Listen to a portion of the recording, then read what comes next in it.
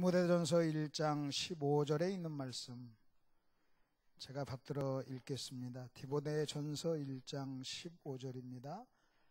믿보다 모든 사람이 받을 만한 이 말이여, 그리스도 예수께서 죄인을 구원하시려고 세상에 임하셨다 하였도다.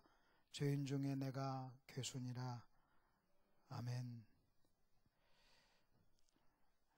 오늘 아침에 여러분 목사님에게 제가 메일을 보냈습니다. 제가 매주 이렇게 메일을 이렇게 보내는데 제가 그런 얘기를 메일 중에 그런 얘기를 썼어요. 저는 연애 결혼을 했습니다. 연애 결혼을 했는데 내가 연애 결혼하고 내 아내와 연애 결혼하고 난 이후로 어떤 사람이 보고 싶고 만나고 싶은 처음 사람인 것 같습니다. 그랬어요.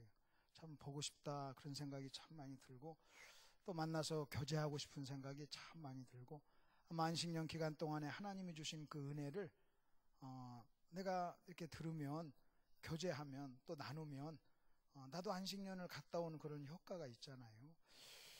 그러면서 무슨 생각이 드냐면 제가 많은 목사님들을 만나면서 이런 목사님처럼 복음을 이렇게 잘 아시는 목사님이 이렇게 흔하지를 않습니다. 아마 제가 알고 제가 관계를 맺고 있는 목사님들이 아마 1000단위가 훨씬 넘어가는데요. 직접적으로 관계를 맺고 거기서 정말 복음을 정확하게 잘 아는 사람이 얼마나 되느냐 할 때요, 그렇게 많지가 않습니다. 호세에서 보면 참 재미난 말씀이 나와요. 너희가 하나님을 아는 지식이 없어서 망하게 되었도다, 이런 말씀이 나오고 뒤에 이어서 뭐라고 나오냐면 이렇게 얘기합니다. 백성이나 제사장이나 일반이라 하는 말이 나와요. 그러니까 제사장과 백성이 일반이다 그 말이에요. 여러분, 제가 이렇게 한번 말씀드려 볼게요. 여러분 복음을 아십니까? 하고 물어볼게요. 오늘 복음의 그 기준이거든요. 여러분 복음을 아십니까? 그렇게 하면 우리는 너무나도 쉽게 나 복음 압니다. 내가 복음 때문에 구원받았습니다. 예, 그럼 제가 또 이렇게 말씀드릴게요. 저도 40여 년 전에 제가 복음 알고 믿고 구원받았어요. 내가 40년 전에도 복음을 알고 내가 지금도 복음을 알아요. 근데 40년 전에 아는 복음하고 지금 내가 알고 있는 복음은요, 단어가 같은데 그 깊이나 넓이는요 전혀 달라요. 아마 여러분은 이제 저를 알 거예요. 그래서 제가 기차 역전에 가면 저를 알아보는 분들이 계시더라고요. 내가 얼굴을 모르는데 저한테 인사해요. 그럼 틀림없이 창원에서 내가 모르는데 나한테 인사하면요 그냥 남산교회 성도님이에요. 그냥 물어볼 것도 없어요. 물어볼 것도. 그러면 그분이 저를 아는 것도 아는 거지만 그분이 저를 아는 것하고 내 아내가 저를 아는 것하고 같을 수가 있냐는 거예요. 그러니까 우리가 너무나 쉽게 나는 복음을 안다, 주님을 안다 하는 이런 말이요, 그렇게 쉽게 하면 안 된다는 거예요. 사도 바울은 말하기를 내가 주님을 더 깊게 알기 위해서 다른 모든 것을 배설물로 여기고 나는 주님을 알고 싶다. 그는 죽을 때까지 주님을 알고 싶었어요. 그래서 마지막 서신을 쓰면서 디모데에게 그런 얘기를 해요. 내가 지금 지하 감옥에 있는데 너무나 춥구나. 겉옷을 좀 가지고 와라. 그리고 올 때 꼭 가죽 종이에 쓴 책을 좀 가지고 와라. 성경을 가져오라는 거예요. 이미 13권의 성경을 기록한 사람이에요. 사도 바울은 여러분 마음속에 하나님 말씀이 풍성했어요. 그 엄청난 복음의 비밀인 노마서를 쓴 사람이에요.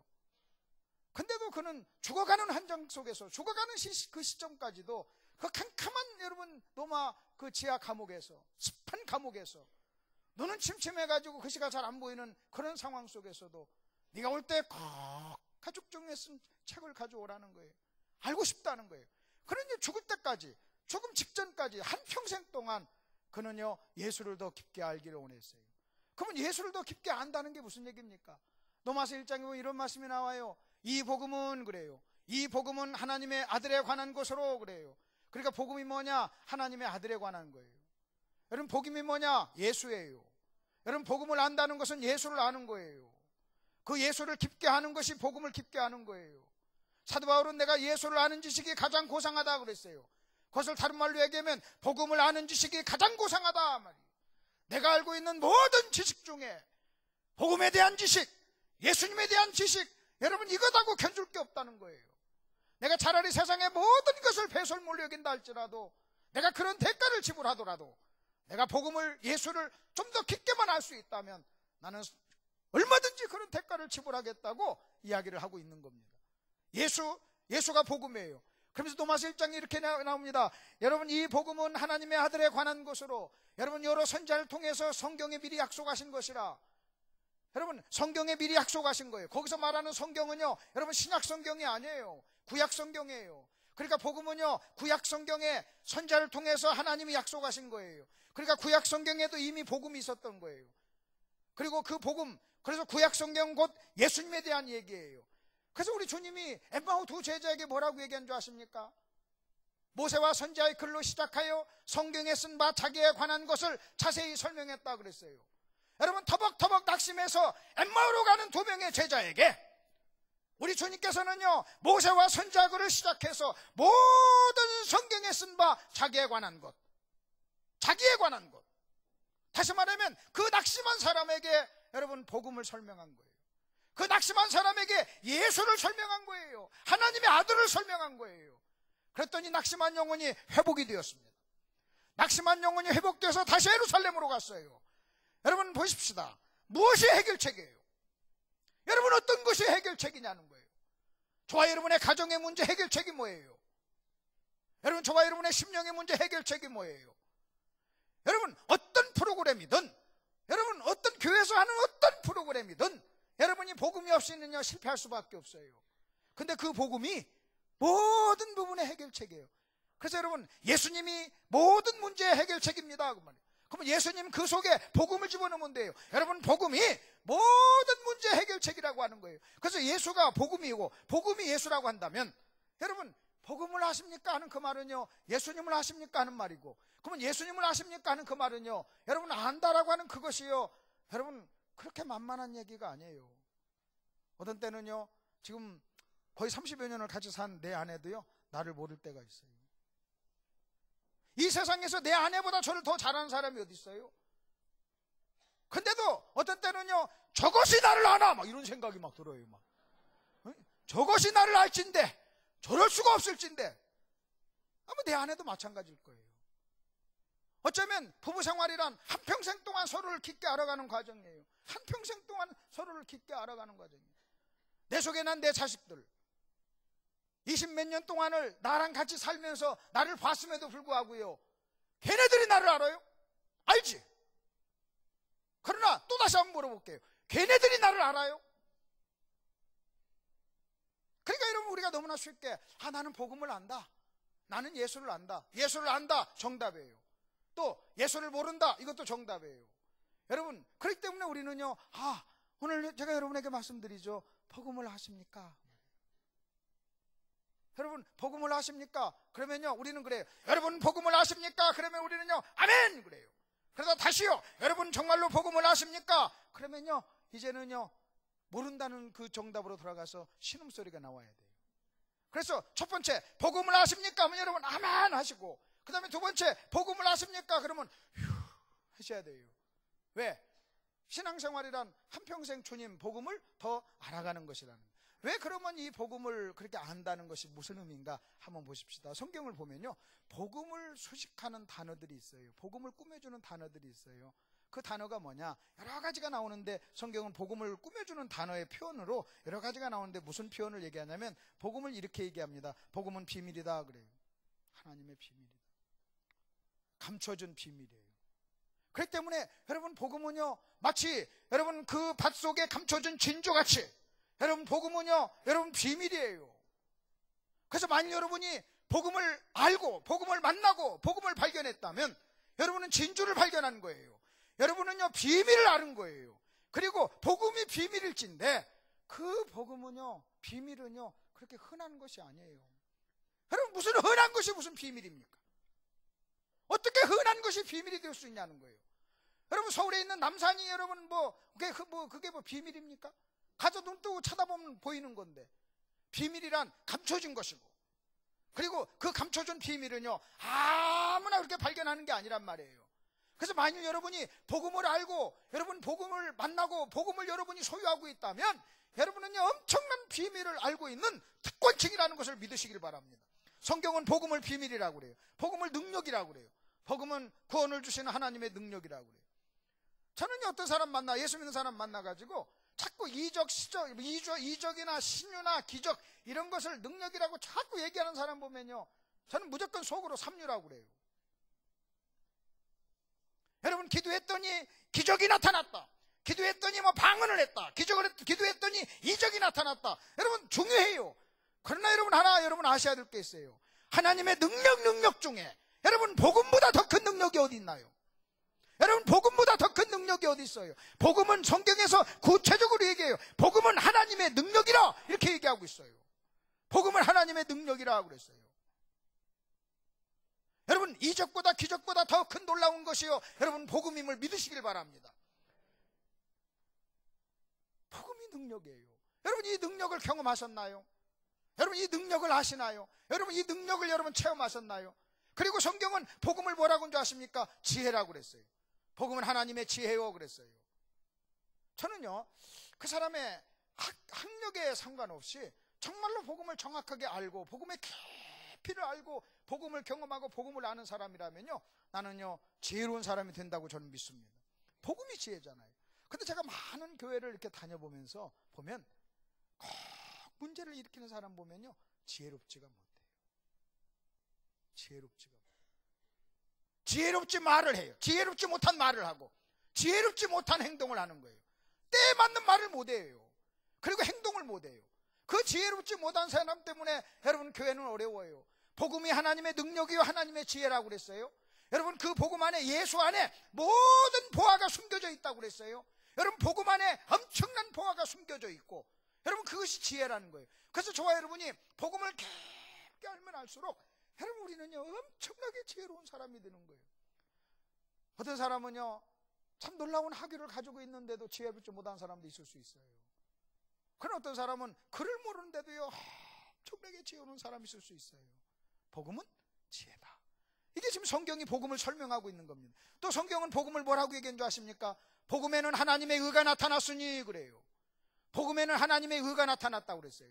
그래서 복음을 아는 사람은요 하나님의 의가 뭔가를 알아요. 여러분, 하나님의 의가 뭔가를 알아요. 그 복음을 또 복음의 별명 중에 하나가 뭐냐면 이겁니다. 은혜의 복음이라 그래요. 그래서 복음을 아는 사람은 은혜를 아는 사람이에요. 내가 이 은혜의 복음을 전하기 위해서 난 내 생명도 귀한 것을 여기지 않겠다고 그랬어요. 생명보다 귀한 거예요. 여러분, 이것이 복음입니다. 그런데 이 복음, 하나님의 의, 여러분 예수, 이것을 몰라봤을 때 어떤 일이 일어나느냐? 사도 바울이 여러분 이스라엘 자기 민족의 영적인 문제를 진단합니다. 진단하는데 그게 로마서 10장 여러분 2절 3절에 바울이 이렇게 진단을 합니다. 여러분, 제가 병원에 가면 의사 선생님이 저를 진단할 거 아닙니까? 관찰하고 제 증상을 관찰하고 제 병명을 진단하듯이 여러분 이스라엘 백성들의 모든 역사를 여러분 영적인 청진기를 가지고 정확하게 진단을 하고 나서 여러분 그들의 문제가 뭔가를 정확하게 얘기를 하는데 바울의 얘기가 뭐예요? 이겁니다. 내가 증거하노니 그랬어요. 저희가 여러분 이스라엘 백성입니다. 하나님께 열심히 있으나 지식을 좇은 것이 아니라 하나님의 의를 모르고 자기 의를 세우려고 그랬어요. 힘써 하나님의 의를 대적했다 그랬어요. 여러분, 이스라엘의 문제는 뭡니까? 마땅히 알아야 될 것을 알지 못했기 때문에 생긴 거예요. 마땅히 알아야 될 것을 알지 못했어요. 그러면 뭘 몰랐느냐? 여러분, 다른 걸 몰라서 그런 게 아니에요. 뭘 몰랐느냐? 이걸 몰랐어요. 하나님의 의를 몰랐어요. 그리고 자기 의를 붙잡았어요. 그러면 여러분, 이 사람은 뭘 몰랐냐면 자기 의와 하나님의 의의 차이를 모르는 거예요. 여러분이 하나님의 의를 알려면요 자기 의가 뭔가를 알아야 돼요. 그리고 자기 의가 뭔가를 정확하게 안 사람이 하나님의 의를 아는 거예요. 근데 이스라엘 백성들은요 하나님의 의를 몰랐어요. 그리고 하나님의 의보다 자기 의를 붙잡았어요. 그 자기 의를 붙잡은 사람이요 하나님을 대적하는 거예요. 그러면 자기 의가 뭡니까? 자기 의 의로운 행위예요. 그러면 이 사도 바울은 자기도 과거에 자기도 이스라엘 백성이었고 자기도 과거에 자기 의를 쫓았던 사람이에요. 그 자기 의를 쫓았던 사람들을 바리새인이라고 그래요. 그리고 바울은 뭐라고 표현한 줄 아십니까? 내가 바리새인 중에 바리새인이요 그래요. 내가 율법의 의로는 흠이 없었던 사람이다 그랬어요. 이게 지금 바울이 자기가 예수 믿기 전에 자기의 영적인 상태를 얘기하는 겁니다. 바리새인 중에 바리새인? 여러분, 율법의 의로는 흠이 없었던 사람. 그런데 그런 자기가 또 다른 부분에서는 이렇게 얘기합니다. 내가 전에는 회방자요 핍박자요 그랬어요. 포행자였으나 그래요. 내가 전에는 뭐예요? 바리새인이었을 때, 율법의 의로 흠이 없었을 때, 여러분 하나님을 대적하고 하나님을 회방하고 하나님이 여러분 악행했다는 거예요. 그럼 여러분 이 말이 맞는 말이죠. 그러면 여러분 보십시다. 하나님을 대적하는 사람이 어떤 사람이냐? 여러분 윤리적으로 나쁜 사람이 하나님을 대적하는 게 아니에요. 여러분 윤리적으로 죄를 짓는 사람도 하나님을 대적하지만 윤리적으로 전혀 문제가 없고 율법의 의로 흠이 없는 사람도 하나님을 대적할 수 있다는 것을 믿으시길 바랍니다. 오히려 성경은요, 여러분 이 자기 의를 가진 사람이 하나님을 대적한다는 얘기를 하는 거예요. 근데 많은 사람들은 많은 경우 내가 무슨 죄 졌어? 나 그 뭐 도덕 윤리적인 그런 죄 안 범했는데 내가 무슨 하나님을 대적해? 여러분 우리가 이런 보십시다. 여러분 이 말이 사실이라면, 여러분 이 말이 자기 의를 가지고 하나님을 대적하는 것이 사실이라면 하나님을 대적하는 사람들이 저 교회 밖에도 있지만 교회 안에도 있다는 거예요. 아멘 안 하세요? 다시요. 하나님을 대적하는 사람이 어디에도 있어. 여러분 세상에도 있지만 어디에도 있을 수 있어요? 이 안에도 있어요. 이 안에도 있어요. 그리고요, 이 안에 어떤 사람이 있을 수 있냐? 사람들 눈에는 잘 믿는 것처럼 보이는 사람이 하나님을 대적할 수도 있다는 거예요. 이게 우리를요 등골이 오싹하게 하는 얘기예요. 어쩌면요 하나님을 대적하는 사람 중에 가장 선봉에 산 사람이 아마 목사무리일 거예요. 왜 그런 줄 아십니까? 여러분 교회는요 참 목사님이 복음을 잘 설명하셨어요. 여러분 복음을 잘 아십니다. 내가 이 설교를 준비하면서 내가 과연 여기서 여러분 앞에 이게 설교를 해야 되는가 하는 생각 들 정도로 여러분 아까 2부에 설교해 보니까 내가 복음을 딱 보니까 다 이미 아는 듯이 거든. 눈이 벌써 다 알고 있다는 듯이 이렇게 딱 쳐다보면서 마치 저를 보면서 이제 알았냐? 이미 우리는 옛날에 다 알았다. 막 그런 듯이 저를 바라보는 사람들이 있는 것 같더라고요. 여러분은 복음을 참 잘 아는. 그럼 왜 여러분이 복음을 아는 줄 아십니까? 여러분 성경에 기가 막힌 말이 바로 그 말이에요. 제사장이나 백성이나 장차 일반이라 그랬어요. 여러분 성도가 복음을 모른다는 것은 성도가 복음을 몰라서가 아니라 목사가 복음을 모르니까 복음을 가르치지 않고 목사가 복음을 가르치지 않으니까 성도도 모르는 거예요. 그래서요 지도자나 따르는 사람이나 일반이라 하는 이 말은요 성경의 진리예요. 성경의 진리. 만일 내가 어느 교회 갔는데 성도들이 복음을 전부 다 몰라요. 여러분 복음을 모르면요 물어볼 것도 없어요. 그 목사님 복음 모르는 사람이에요. 여러분 복음을 안다면요 여러분 그렇게 가르칠 수 없어요. 여러분 제사장이나 백성이나 일반이라 하는 이 말은요 여러분 좋은 부분에서도 정의가 진리고 여러분 부정적인 부분에서도 이것은요 진리인 거예요. 목사님이 복음을 알면요 성도도 복음을 알아요. 목사님이 복음을 모르면요 성도도 복음을 몰라요. 왜? 백성이나 일반이나 여러분 제사장이나 일반이라는 거예요. 일반이라는 거예요. 그러면 왜 우리는 잘 아는데 그러면 이 얘기 하십니까? 다시 한번 확인하고 또 다시 한번 우리가 가지고 있는 이 복음이 얼마나 소중한가를 알고 그 다음에 또 여러분이 이것을 우리가 좀 긍지를 좀 갖자는 측면에서 한번 생각해보는 복음은 뭐냐? 그러면 복음이 뭡니까? 복음의 가장 중요한 특징 먼저 한 가지 것을 말씀드릴게요. 여러분 디모데전서 오늘 말씀 디모데전서 1장 15절 그리고 로마서 여러분 1장 2절에 근거해 보면 복음은 뭐냐 할 때 이겁니다. 하나님께서 하신 일이에요.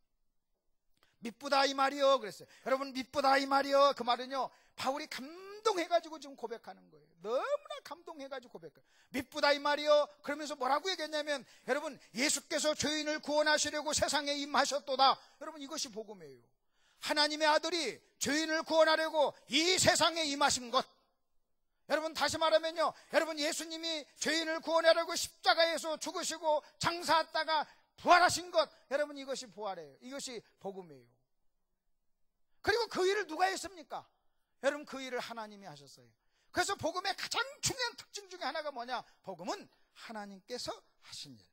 자 복음이 뭐라고요? 하나님께서 하신 일. 하나님께서 하신 일. 그래서 이 복음의 핵심은 뭐냐? 주어가 하나님이에요. 여러분 주어가 하나님이에요. 하나님께서 하신 일이에요. 하나님께서 하셨습니다 이거예요. 율법은 뭐냐? 내가 하나님을 위해서 하는 거예요. 그래서 율법의 주어는 나예요.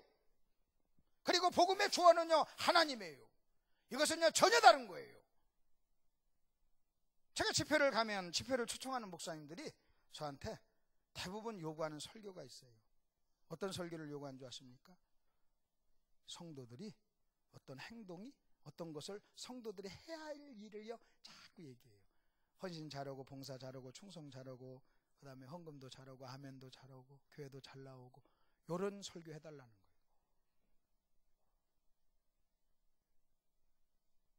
여러분 복음을 정확하게 아는 사람은요 나한테 그렇게 얘기 안 해요. 그런데 이번 부흥회 주제가 뭡니까? 저한테 얘기해요. 그래서 부흥회를 왜 하시는데요? 제가 어떤 설교를 해드릴까요?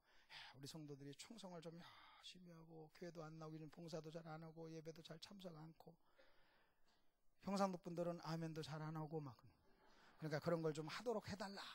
그러니까 결국 모든 얘기가 뭐예요? 성도들이 뭐 해야 될 일? 해야 될 일. 그래가지고 제가 딱 와가지고 여러분 충성하시길 바랍니다. 봉사하시길 바랍니다. 헌신하시길 바랍니다. 헌금 좀 하세요. 여러분 막 이렇게 얘기하면요 어쌰 설교 잘한다. 어쌰 이제 끝나고 나면 성도들이 하겠지 막 그래요. 그럼 물어보십시다. 목사님이 그런 거 요구 안 해서 못합니까?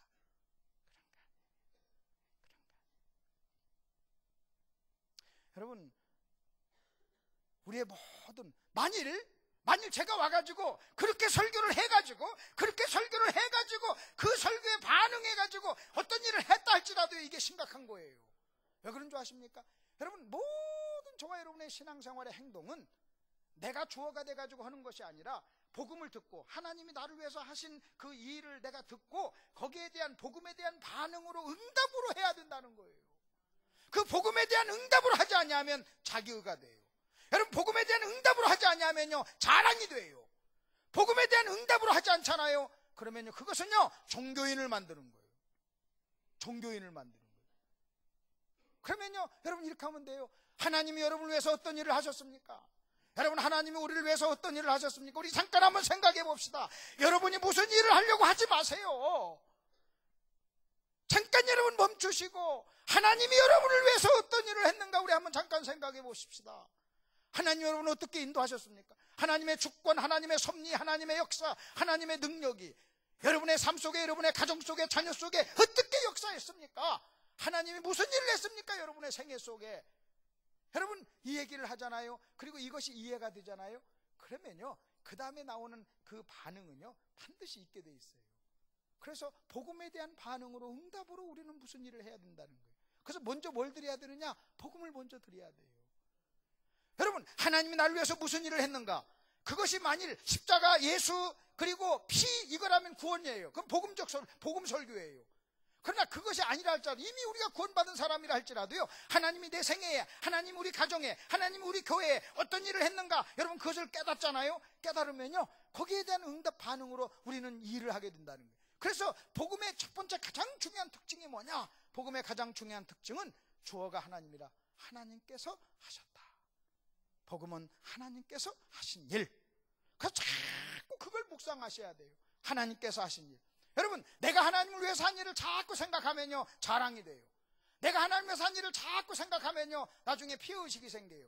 내가 그렇게 했는데 왜 하나님 나한테 안 갚아주지 그래요. 내가 하나님 위해서 한 일을 자꾸 생각하잖아요. 그럼 다른 사람하고 비교해요. 왜 저놈은 못할까 막 그래요. 그러나 하나님 나를 위해서 한 일을 자꾸 생각하잖아요. 그러면요 내가 하나님을 위해서 한 일은요 별로 그렇게 자랑할 것이 없어요. 그때 그것이 우리는 은혜가 우리를 지배하는 거예요. 자, 그 다음에 이제 노마서 5장을 여러분이 한번 펴보십시오. 노마서 5장. 이제 노마서 5장을 우리가 이해하면 우리가 복음을 정리를 할 수 있습니다. 이미 여러분이 다 알고 있는 거지만 복음을 한번 정리 한번 해보십시다. 복음 1번입니다. 1번, 복음의 1번은 하나님이 하셨다. 여러분 자꾸 마음속에 그렇게 생각, 하나님이 하셨다. 하나님이 나를 위해서 하신 일, 하나님이 나를 위해서 하신 일. 여러분 이것이 여러분의 마음을 지배하시길 바랍니다. 자, 그리고 노마서 여러분 5장을 한번 보시죠. 노마서 5장 12절 이하에서부터 여러분 21절까지를 우리가 좀 살펴볼 터인데 잠깐 이제 펴놓으시고 절 좀 한번 보십시오. 여러분이 노마서 이 복음을 이해한다는 것은요 여러분 이 두 가지를 이해하는 거예요. 성경이 말하는 죄란 무엇인가? 여러분 이것을 이해하고, 그 다음에 성경이 말하는 의란 무엇인가? 여러분 이것을 여러분이 이해하고 아는 것이 복음을 아는 거예요. 다시 말하면 복음이란 뭐냐? 성경이 말하는 죄, 그리고 성경이 말하는 의, 여러분 이것을요 정확하게 성경적으로 이해하고 받아들이는 것, 여러분 이것이, 그래서 성경은 무엇을 죄라고 얘기하고 성경은 무엇을 의라고 얘기하는가, 여러분 이것을 우리는 알고 이해하는 것이 필요하다고. 근데 로마서 5장 12절서부터 21절까지 반복해서 나오는 단어가 있는데 그게 뭐냐? 한 사람이에요. 한 사람, 한 사람, 한 사람, 한 사람 아담, 한 사람 예수, 한 사람, 한 사람, 한 사람, 한 사람 때문에 죄가 들어오고 한 사람 때문에 모든 사람이 죄인이 됐다 하는 얘기를 지금 반복해서 하고 있는 거예요. 여러분 그렇게 한 사람 때문에, 여러분 그래서 여러분 19절에 있는 말씀 보십시오. 12절에 있는 말씀 보십시오. 그러므로 한 사람으로 말미암아 죄가 세상에 들어오고 죄로 말미암아 사망이 들어왔나니 이와 같이 모든 사람이 죄를 지었으므로, 그래요. 여러분 이와 같이 모든 사람이 죄를 지었다, 여러분 그것이 헬라어 문법으로 단순 과거형입니다. 여러분 단순 과거형이란 뭐냐? 그게 지금 현재 짓는 죄가 아니라는 거예요. 여러분 성경에서 죄를 얘기할 때 네가 지금 짓는 현재 죄를 얘기하는 게 아니에요.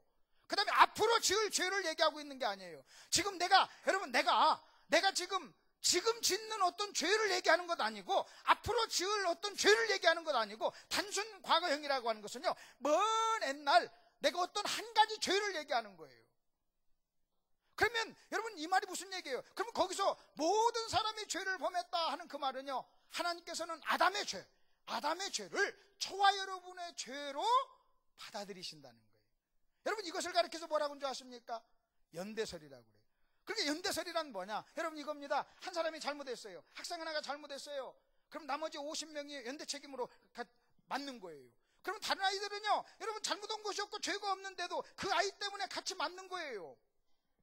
이게 연대설이에요. 그러면 성경은 지금 뭐라고 얘기한 줄 아십니까? 아담이 죄를 졌다는 거예요. 그래서 그 모든 책임이 연대적으로 우리에게 있다는 거예요. 그래서 성경이 저와 여러분에게 너는 죄이냐, 그리고 죄, 그렇게 얘기할 때는 무엇을 죄라고 얘기했냐면, 여러분이 도둑질한 것, 여러분이 뭐 거짓말한 것, 여러분 그것도 의미하지만 더 1차적으로 뭘 얘기하냐면요, 아담 안에서 여러분 아담이 지은 죄를 하나님께서는 우리가 지은 죄로 해석하고 받아들인다는 거예요. 그래서 아담이 죄를 지었으므로 죄가 들어오고 모든 사람이 죄를 지었으므로, 그래서 여러분 우리는요 성경에서 말하는 죄는 이겁니다. 여러분이 죄를 져서 죄인이라는 게 아니라는 거예요. 여러분 세상은요 죄를 졌기 때문에 죄인이에요. 그래서 만약 죄를 짓지 아니하면 죄인이라고 하지 않습니다.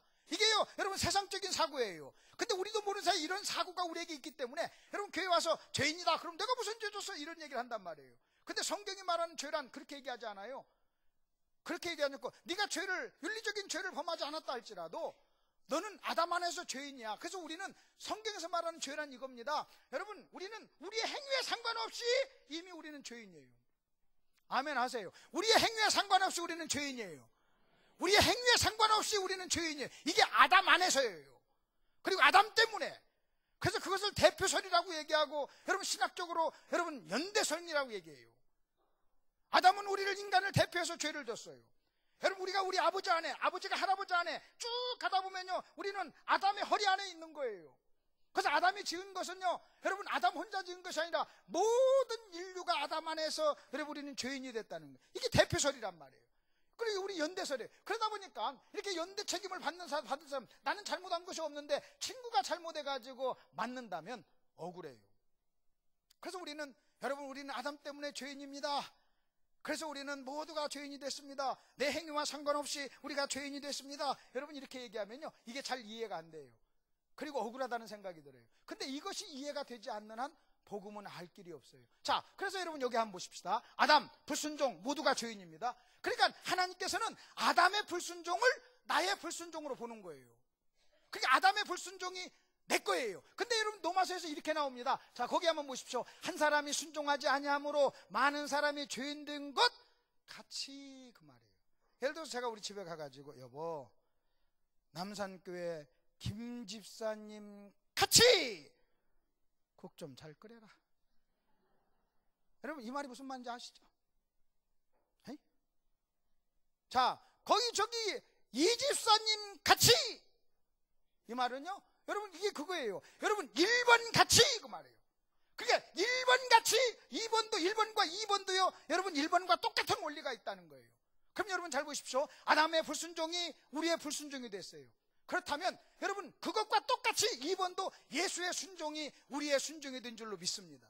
여러분 예수의 순종이 우리의 순종이에요. 그래서 여러분 하나님께서는 아담의 불순종을 우리의 불순종으로 여러분 인정하듯이, 여러분 하나님께서는 예수님의 순종을 저와 여러분의 순종으로 인정한다는 거예요. 그래서 우리는 믿음으로 예수의 순종이요, 나의 순종인데 그걸 우리는 복음이라고 그래요. 그럼 여러분 보십시오. 1번을 이해하지 않고 어떻게 2번을 이해할 수 있어요? 그래서 제가 여러분에게 우리는 죄와 상관없이 우리는 죄인입니다. 우리는 죄 짓기 전에 이미 죄인입니다. 죄를 져서 죄인이 아니라 우리는 죄인이기 때문에 우리는 죄를 짓습니다.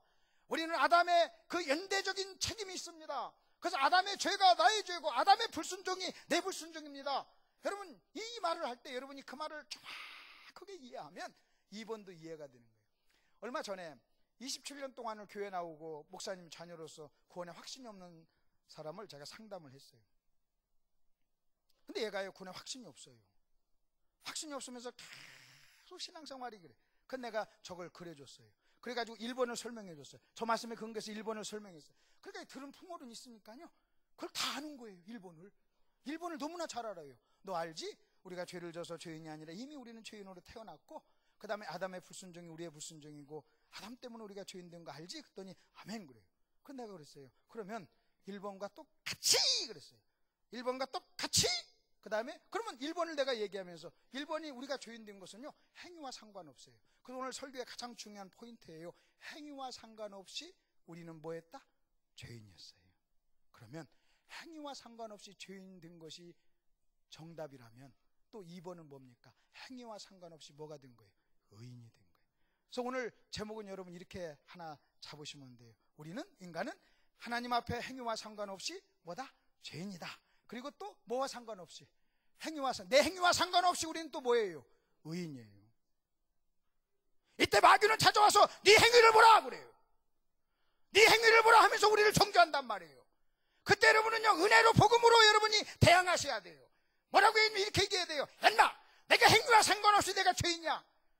마찬가지로 나는 내 행위와 상관없이 나는요 의인이야 그래요. 행위와 상관없이 우리는 의인이야 그랬어요. 근데 내가 그 친구한테 자 행위와 상관없이 우리가 죄인이 됐어. 이제는 우리가 행위와 상관없이 의인이 돼 하고서 나 2번을 설명했더니요 얘가 1번하고 2번을 연결을 못 시켰던 거예요.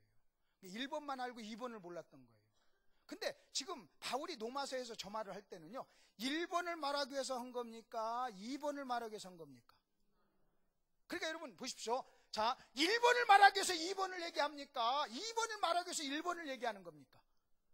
2번을 말하기 위해서 1번을 얘기하는 거예요. 근데 많은 사람들은요 그냥 1번만 알아. 그래 1번이 이해가 안 된다고 그래요. 근데 여러분 지금 사도 바울은 2번을 설명하기 위해서 1번을 설명하는 거예요. 그래서 내가 그 친구한테 그랬어요. 자 우리의 행위와 상관없이 우리는 죄인이다. 인정한다는 거예요. 그럼 그것이 진리라면 2번도 진리해야죠. 그렇다면 은혜는 뭐냐? 여러분 예수 믿는다는 것은 뭐냐? 복음은 뭐냐? 기쁜 소식은 뭐냐? 여러분 보십시오. 아담 안에서 불순종 때문에 모두가 죄인이에요. 그래서 내 행위와 상관없이 내가 죄인이라는 것은요 나쁜 소식이에요. 근데 복음은 항상 나쁜 소식과 함께 다니는 거예요. 여러분 제가 여러분에게 아주 나쁜 소식을 알려드릴게요. 제가 11월 달까지 설교한다는 거 아닙니까? 좋은 소식 알려드릴게요. 12월 말 되면 끝난다는 거예요. 이제 지겨운 설교 안 들어도 돼요. 얼마나 좋은 소식이에요. 여러분 마찬가지예요. 나쁜 소식은 내 행위와 상관없이 내가 죄인이 됐다. 나쁜 소식이에요. 좋은 소식은 행위와 상관없이. 그러면 네가 왜 20몇 년 동안을 교회 다니면서 구원의 확신을 못 갖는 줄 알아? 못 갖는 이유가 뭐냐면요 행위를 가지고 의로워지려고 하니까 그래. 행위를 가지고 의로워지려고. 그것이요 그의 발목을 가로잡은 거예요. 근데 이 친구가요 두 가지를 내가 이렇게 그려주면서 딱 했더니요 그랬더만 헉 그래. 헉 그래요. 처음으로 두 가지를 연결한 거예요. 1번과 2번을 연결한 거예요. 여러분 잘 아셔야 돼요. 여러분 1번도 알고 2번도 알고 있지만 여러분 1번과 2번을 연결하지 아니하면요 역사가 안 일어나요. 그래서 지금 바울이 1번과 2번을 동시에 얘기하고 있는 거예요. 여러분이 1번과 2번을 1번 따로 알고 2번 따로 알고 그 다음에 1번과 2번을 전혀 연결하지 않잖아요. 그러면요 복음이 복음되지를 못하는 거예요. 그래서 행위와 상관없이, 그래서 오늘 여러분 끝나고 나서 우리 인사하십시다. 우리는 행위와 상관없이 뭐가 됐어요? 죄인이었지만 또 행위와 상관없이 뭐가 된 사람이에요? 의인이 된 사람이에요. 그래서 우리가 어떤 사람을 볼 때는요 우린 자꾸 그 사람을 뭘 보는 겁니까? 행위를 보니까 자꾸 뭐라고 얘기하는 겁니다. 그 누가 여러분을 행위를 보고 여러분을 자꾸 비난하고 정죄하면요 여러분 이렇게 얘기하세요. 우리 주님은 행위와 상관없이 나를 보신다. 그렇게 얘기하세요. 여러분 우리 주님은요 내 행위와 상관없이 나를요 의롭다고 인정해 주시는 거예요. 이것을 우리는 복음이라고 그래요. 이것이 우리는 기쁜 소식이라고 하는 거예요. 자, 그 다음에 이제 두 번째 한번 보십시다. 19절에 있는 말씀을 한번 보시죠. 19절 20절에 있는 말씀, 율법이 들어온 것은 그래요. 여러분 이 부분을 하나 좀 우리가 또 이해해야 됩니다. 죄와 율법과 은혜의 관계입니다. 많은 사람들이 이걸 이렇게 오해합니다. 여러분 구약은 율법이고 신약은 은혜다. 여러분 이것은요 성경적인 해석이 아니에요. 그 다음에 또 하나 이렇게 또 오해할 수 있어요. 율법으로 구원받을 수 없어서 하나님이 은혜를 주셨다. 여러분 이것도 성경적이지 않아요. 여러분 그리고 여러분 그렇다면 뭐가 성경적이냐 그걸 설명해 드릴게요. 인간이 범죄했어요. 인간이 죄를 짓자 하나님께서는 인간을 죄에서 구원할 계획을 세우셨어요. 그러면 여러분 하나님은 아세요. 하나님은요 은혜 아니면 죄를 해결할 길이 없다는 걸 아실까요 모르실까요? 아세요. 다시 하나님은요 은혜가 아니면 여러분 죄를 해결할 수 있는 방법이 없다는 걸 아세요. 왜? 모두가 죄인이니까. 죄인은 죄를 해결할 수가 없어요.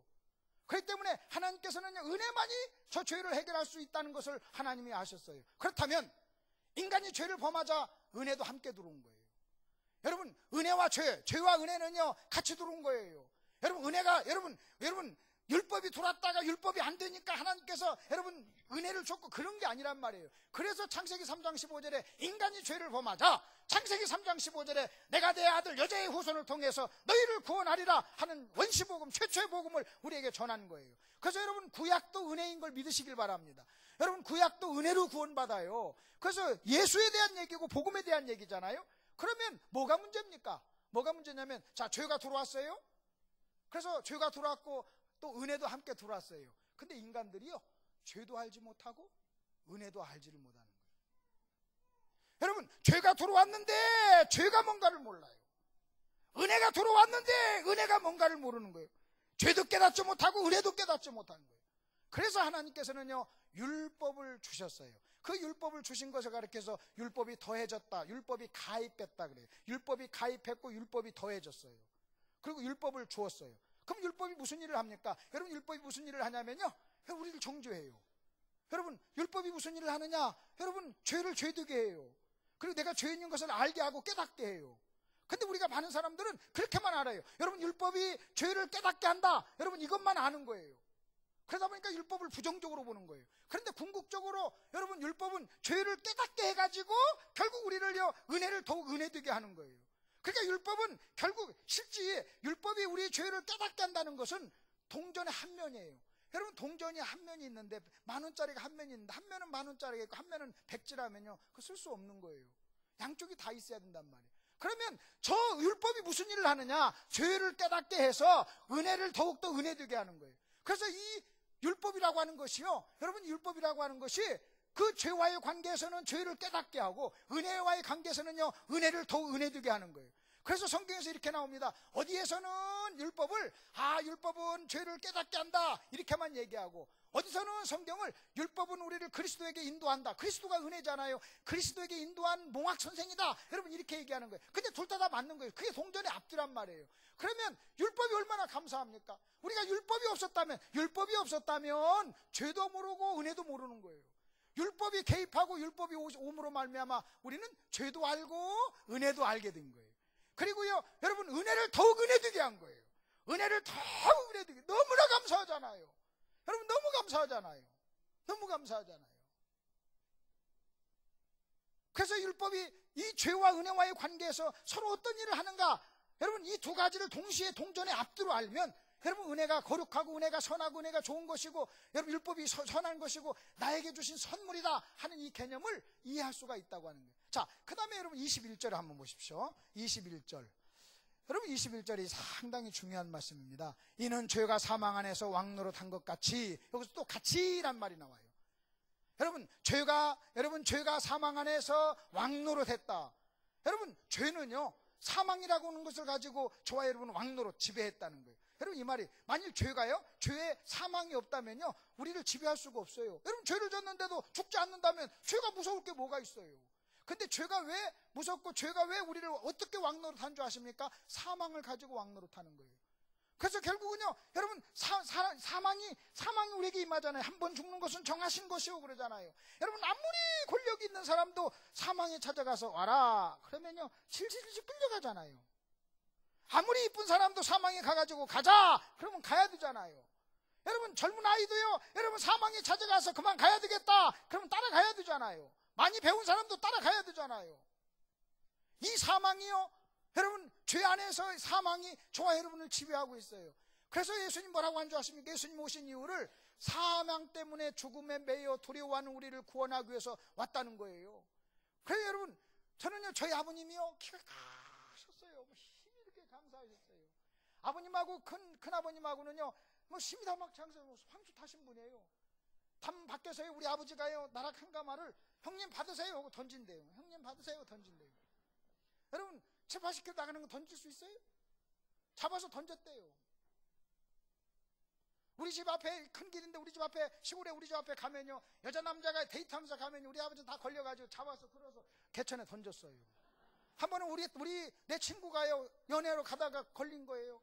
쫙 잡아가지고 드니까 덜렁덜렁 매달리니까요 아버지 더 덕신이 친구예요 그래가지고 넘어갔대요. 근데 그런 우리 아버지가 돌아가시는 모습을 내가 몇 개월 동안 지켜봤어요. 건강이 안 좋으셔서 돌아가시는 모습 폐 말라요. 그리고 여러분 초라해지고 그리고 여러분 그 사망에 와가지고요 안 가려고 하는 아버지를요 꾸역꾸역 끌고 가는 거예요. 여러분 힘 가지고 버팁니다. 나 안 가겠다고 버티는 거예요. 몇 개월 동안 계속 버티는 거예요. 근데 버티는데 시간이 가면 갈수록 힘이 점점 없어져요. 나중에는요 쫙 항복해가지고 결국 손 번쩍 들고 사망을 따라가더라는 그 당당하시던 분이에요. 그렇게 힘이 세시던 분이에요. 여러분 그렇게 자신만만했던 분이에요. 여러분 한번 보시길 바랍니다. 여러분 죽음이 여러분에게 찾아와서요 여러분 죽음이 여러분에게 찾아와서 여러분을 데려가고 여러분에게 왕노릇할 때는요 어떤 사람이 감히 죽음을 대적할 수 있냐는 거예요. 대단했던 사람도 권력을 가졌던 사람도 돈이 있던 사람도 이뻤던 사람도 여러분 등치가 이랬던 사람도요 여러분 버티긴 버티지만요 여러분 쭉쭉 빠지면서 여러분 비참해지면서 나중에는 결국은 항복하고 따라가잖아요. 그걸 왕노릇이라고 그래요. 그걸 구원하신다는 거예요. 그게 복음이에요. 그러면 여러분 1번이 사실이라면 여러분 2번도 사실이에요. 그러면 여러분 우리는요 여러분 1번에서 그 왕노릇이라고 그래요. 여러분 이 세상에는 여러 나라가 있지만 정직하게 이 세상에는요 두 왕국밖에 없어요. 하나는 죄가 지배하는 왕국, 하나는요 하나님의 은혜가 지배하는 왕국이에요. 두 왕국밖에 없어요. 근데 여러분 거기 저 빨간 글씨를 한번 보십시오. 사탄, 죄, 사망 왕노릇이에요. 예수, 은혜, 의 왕노릇이에요. 그러면 1번에서는요 아무리 착한 사람도 1번에서는 죄인이에요. 아무리 착한 사람도 1번의 법칙에서는 죄인이에요. 근데 2번은 뭔지 아세요? 2번은요 아무리 약한 사람도 2번에서는 뭐예요? 의인이에요.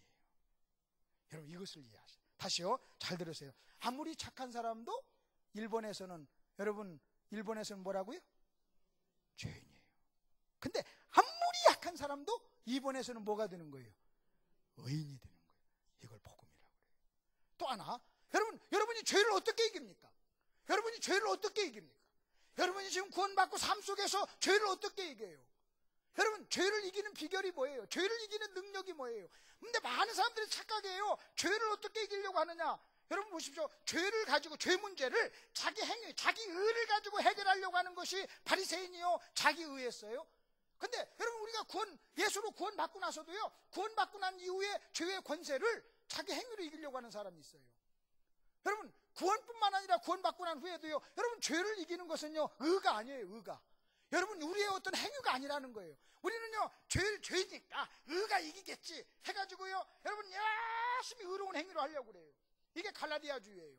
우리가 믿음으로 구원받았지만 우리가 계속 의로운 행위를 해야 구원이 완성된다, 여러분, 이거예요. 아니에요. 여러분, 하나 아셔야 될 게 있습니다. 구원도 은혜로 받고요, 여러분, 우리가 구원받고 난 후에 죄도요, 우리는 은혜로 이기는 줄 믿습니다. 여러분, 은혜로 이겨요, 은혜로. 여러분, 여기서 보십시오. 죄를 대적하는 대조가 되는 것이 뭐냐면 은혜라는 거예요. 여러분, 죄가 그 은혜. 여러분, 그래서 사도 바울은 이걸 깨달았어요.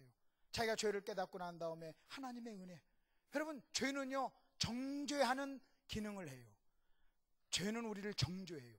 그래서 로마서 7장에서 바울이 뭐라고 하는지 아십니까? 오라 곤고한 자로다 누가 나를 이 사망의 몸에서 구원하랴 그래요. 거기 사망의 몸에서 구원한다는 표현이 여러분 무슨 표현인 줄 아십니까? 그게 이런 의미예요.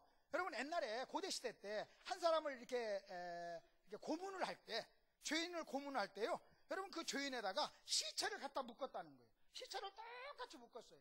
그래서 시체 입과 내 입을 대게 하고 손과 손을 대게해서 딱 해가지고 묶어놓은 거예요. 그럼 시체가 썩잖아요. 시체가 썩으면요, 징그러운 냄새가 나올 거 아닙니까? 그게 이 사망의 몸에서 누가 나를 구원하랴, 그 말이에요. 다시 말하면 여러분, 일본의 법칙, 우리가 구원받기 전에 일본의 법칙, 그 다음에 의를 가지고, 자기 의를 가지고 사는 사람은요, 마치 여러분 시체를 묶어놓은 것하고 똑같은 거예요. 바울은 이걸 몸부림을 친 거예요. 여러분이 만일 여러분 몸에 어떤 시체가 묶여졌다고 한번 생각해 보세요. 똑같이 자기 의를, 여러분, 나와 내 아내가 똑같이 자기 의의 지배를 받아, 일본의 지배를 받아, 그러면요, 나는 내 아내의 시체가 되고 내 아내는 나에게 시체가 되는 거예요. 그래서 내가 내 아내를 만나면요, 그 안에서 그냥 악취가 나는 거야, 악취가. 내 아내가 나를 그렇게 사랑해도요, 가끔 내 입에서 냄새만 나면도 하면서 이렇게 하더라고요. 당신 나이가 먹더니 뭐 입에서 냄새 난다고 그래요. 그거 참을만도 할 텐데. 에? 근데 나도 마찬가지. 나도 누구 입에서 냄새 나면 싫잖아요. 다음으로 잘 닦으라는 거예요. 잘 닦으라는 거예요. 그럼 나도 그래요. 네 입에서는 안 나는 줄 아냐? 하면서 막. 근데 여러분 잘 보십시오. 근데 그렇게 입에서 냄새만 나도 사랑하는 아내, 남편이 여러분 가까이 하기 어려운데, 그 정도 냄새가 아니라 무슨 냄새? 사망의 냄새. 시체 썩는 냄새. 시체 썩는 냄새. 문제는요, 여러분이 복음을 모르잖아요. 그리고 은혜의 법칙에 지배받지 않잖아요. 그럼 여러분 한 가지 아셔야 돼요. 여러분이 여러분의 남편에게요, 시체가 되는 거예요. 입냄새 정도가 아니라니까. 그 내가 내 아내한테 복음을 설명했어. 설명하면서 이렇게 얘기했어요. 나는 입냄새가 날지 모르지만 너는 시체 썩는 냄새가 난다 말. 그럼 여러분 보십시오. 여러분 성도들이, 자, 목사가 복음을 몰라. 복음을 모르면 필연적으로 바리새인을 만들어. 복음을 모르는 바리새인을 만들어. 자기 의를 가진 사람 만들어. 그럼 전부 다 시체들이야. 그 시체들이니까요, 어떤 사람 만나서 아이고 냄새나 냄새나, 나도 너한테 냄새나 하면서 싸우는 거예요. 근데 생명의 역사잖아요. 신기하게요, 향기가 나요. 생명의 역사, 은혜가 역사.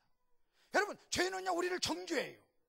그렇기 때문에 로마서 8장으로 딱 1장으로 넘어가서 뭐라고 얘기한 줄 아십니까? 이제 그리스도 예수 안에서는 뭐가 없나니? 정죄함이 없나니 그래. 그래서 여러분 보세요. 일본에서는 정죄가 있어요. 여러분, 죄, 사망, 왕노릇, 일본의 세계에서는요 정죄가 있어요. 근데 이번의 세계에서는요 정죄가 없어요. 의롭다고 하신 이는 하나님이시니 누가 정죄하리요? 그랬어요. 여러분, 여러분의 마음속에 여러분 그런 정죄함이 있다면 여러분 복음으로 물리치시길 바랍니다. 여러분의 마음속에 그런 정죄함이 있다면 그 정죄함을 뭐로요? 그 뭐가 지금 역사한 겁니까? 죄가 역사한 거예요. 사망이 역사한 거예요. 그러면 죄가, 사망이 여러분의 마음속에 역사해서 여러분을 끌고 가면서 정죄한다면 여러분은요 뭐로 그것을 방어해야 됩니까? 그때 우리는 죄가 우리를 정죄하니까 의로 방어해야지, 그런 행동하지 말아야지, 술 끊어야지, 담배 끊어야지. 그것 가지고 이길 수 없다니까요. 그럼 뭘로 이겨야 되느냐? 은혜로. 그러면서 여러분 이렇게 얘기했어요.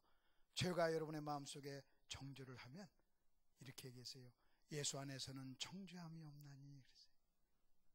하나님의 은혜, 나를 정죄하시 않는 하나님의 은혜. 그래서 이렇게 설명하시기 바랍니다. 내 행위와 상관없이 나를 의롭게 보시는 이 하나님의 은혜, 그 하나님의 은혜가 저와 여러분의 마음속에 있는 모든 모든 정죄로부터 우리를 구원할 줄로 믿습니다. 그것을 성경은 뭐라고 하냐면 복음이라고 그래요. 그걸 복음이라고 그래요. 그렇다면 가끔 저한테 어느 분들이 묻더라고요. 목사님, 건강을 어떻게 관리하십니까? 그래요. 여러분에게 건강 관리할 수 있는 비결 하나 알려드릴게요. 여러분의 마음속에 정죄함이 없어야 돼요. 여러분이 정죄함이 있으면 끊임없이 영적인 에너지를 빼앗겨요. 그리고 정죄함이 있을 때는요, 무엇으로 물리쳐라? 여러분의 행위로 물리치지 말고 뭘로 물리치라? 은혜로. 그 은혜. 무슨 은혜?